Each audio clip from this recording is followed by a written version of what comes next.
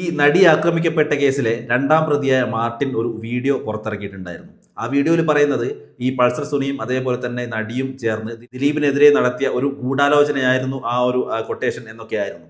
ഇപ്പോൾ ആ ഒരു വീഡിയോയ്ക്കെതിരെ പ്രതികരിച്ചുകൊണ്ട് നടി ഒരു സോഷ്യൽ മീഡിയ പോസ്റ്റ് ചെയ്തിട്ടുണ്ട്. ആ ഒരു പോസ്റ്റ് ഞാനൊന്ന് ആദ്യം വായിക്കാം.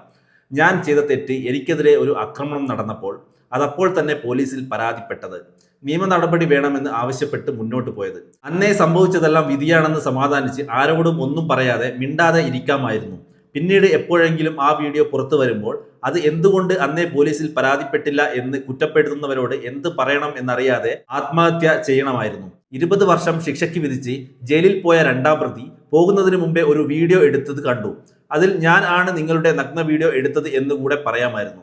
ഇത്തരം വൈകൃതങ്ങൾ പറയുന്നവരോടും പ്രചരിപ്പിക്കുന്നവരോടും നിങ്ങൾക്കോ നിങ്ങളുടെ വീട്ടിലുള്ളവർക്കോ ഈ അവസ്ഥ വരാതിരിക്കട്ടെ. Not a victim, not a survivor, just a simple human being, let me leave. ഇങ്ങനെയായിരുന്നു ആ ഒരു പോസ്റ്റ്.